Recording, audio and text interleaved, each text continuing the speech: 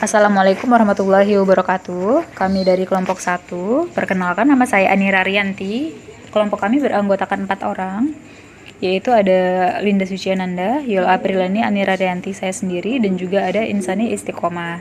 Baik, dalam pembahasan kami kali ini adalah kami akan membahas mengenai distribusi frekuensi dan grafik nilai ujian akhir atau nilai final dari STAI Darul Ulum Kandangan.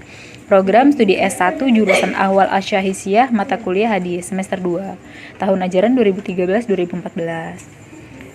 Materi berikutnya akan disampaikan oleh Linda, yaitu pengertian distribusi frekuensi. Nama saya Linda Suciananda. Saya akan menjelaskan tentang pengertian distribusi frekuensi. Pengertian distribusi frekuensi ialah merupakan data yang telah diperoleh dari suatu penelitian atau analisa yang berupa data acak yang dibuat menjadi data yang berkelompok, di mana data disusun ke dalam kelas-kelas tertentu. Sebuah distribusi frekuensi akan memiliki bagian bisa dipakai dalam membuat sebuah daftar distribusi frekuensi.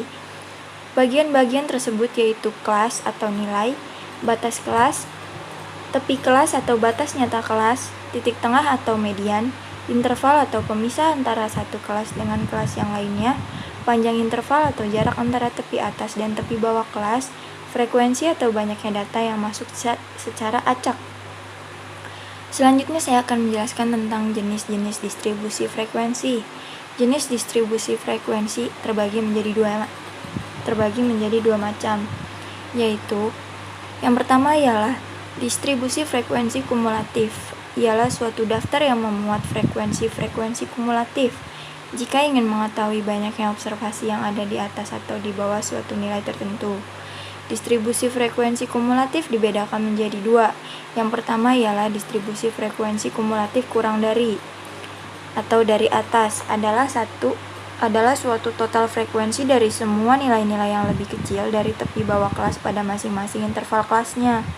Yang kedua ialah distribusi frekuensi kumulatif lebih dari atau dari bawah adalah suatu total frekuensi dari semua nilai-nilai yang lebih besar dari tepi bawah kelas pada masing-masing interval kelasnya.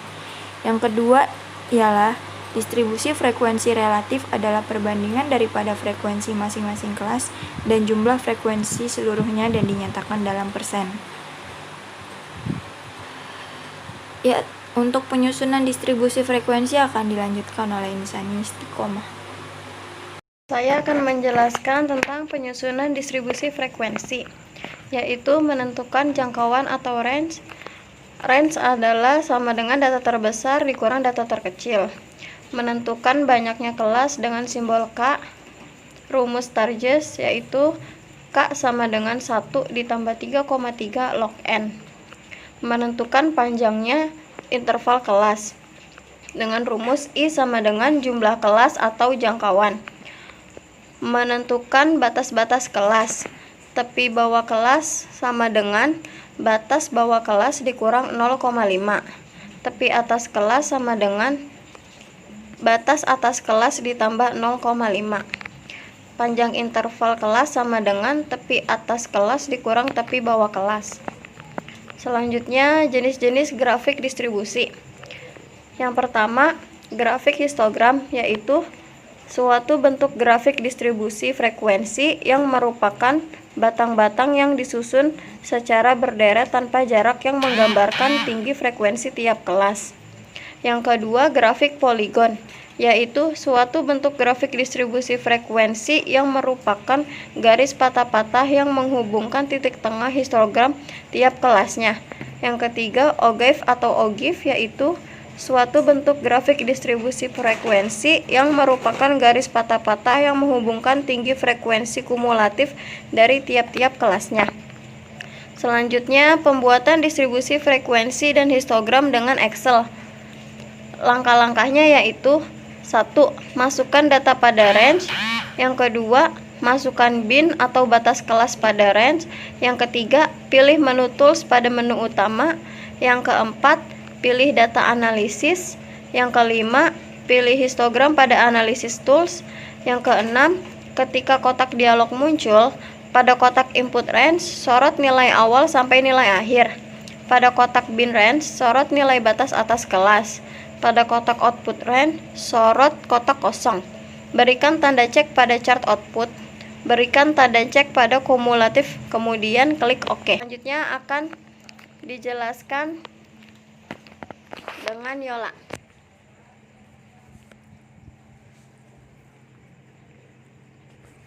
Saya akan menjelaskan tentang pembahasan perumusan masalah. Data yang akan kita rumuskan yaitu data nilai ujian akhir dari 18 mahasiswa dari STAI Darul Ulum Kandangan. Datanya yaitu 60, 70, 80, 50, 55, 65, 70, 75, 50, 60, 54, 65, 65, 70, 55, 55, 70, 65. Yang dibuat dari data di atas yaitu yang pertama, pengurutan data mulai dari yang terkecil yaitu 50, 50, 54, 55, 55, 55, 60, 60, 65, 65, 65, 65, 70, 70, 70, 70, 75, dan 80. Yang kedua yaitu menentukan rata-rata data atau mean. Rumus dari mean yaitu menjumlahkan seluruh data, jumlah dari seluruh data dibagi banyaknya nilai. Nah, jumlah dari seluruh datanya yaitu 1134 dibagi 18 banyaknya nilai, sama dengan 63. Dan yang ketiga, menentukan jangkauan atau range. Nah, rumus range itu sendiri yaitu nilai terbesar dikurang nilai terkecil. Nah, nilai terbesar dari data di atas yaitu 80 dikurang 50 nilai terkecil, sama dengan 30. Yang keempat, menentukan banyaknya kelas atau K. Nah, kita menggunakan rumus Sturges. Jadi K sama dengan 1 ditambah 3,3 log N. Jadi 1 ditambah 3,3 log 18. N itu banyaknya data, banyaknya nilai. 1 tambah 3,3 log N 18 yaitu 1,25. Jadi 1 ditambah 3,3 dikali 1,25 yaitu 5,125. Nah, dibulatkan jadinya 6. Kenapa dibulatkan ke 6? Karena kita menggunakan sistem upper selling. Jadi setiap hasil, apapun hasilnya itu dibulatkan ke atas. Yang kelima, menentukan panjang kelas atau P. Rumusnya itu P sama dengan range dibagi banyaknya kelas. Range-nya itu 30 dibagi banyaknya kelas 5,125. Jadi hasilnya 5,85. Dibulatkan jadinya 6. Dan yang nomor 6, ada tabel nilai distribusi frekuensi dan batas-batas kelas. Yaitu terdapat nilai frekuensi tepi bawah kelas, tepi atas kelas, frekuensi kumulatif kurang dari, frekuensi kumulatif lebih dari, dan titik tengah. Dan yang ketujuh ini kita membuat grafik dari data tersebut.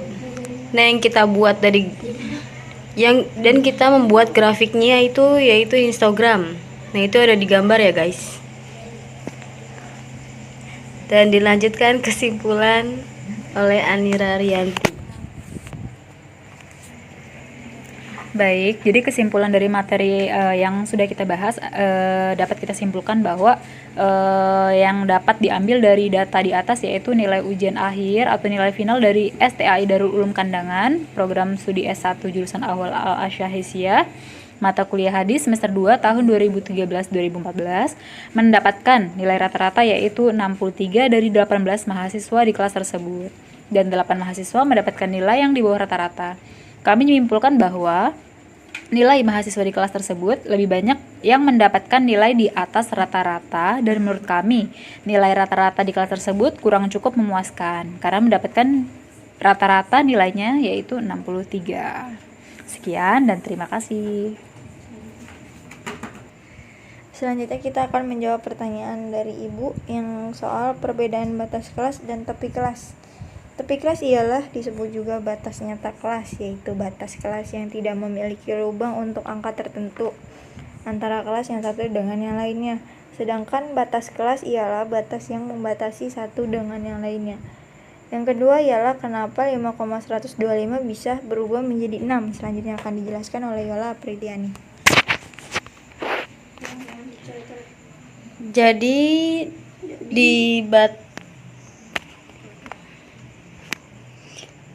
Jadi rumus yang kita pakai di banyaknya kelas itu kan rumus Sturges.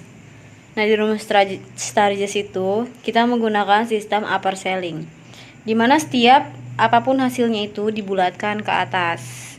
Jadi apapun itu hasilnya, mau komanya lebih, komanya 1, 2, 3 atau seterusnya itu dibulatkan ke atas. Sekian presentasi dari kelompok 1. Apabila ada salah-salah kata dan kesalahan yang tidak disengaja, mohon maaf atas kesalahan tersebut. Wassalamualaikum warahmatullahi wabarakatuh.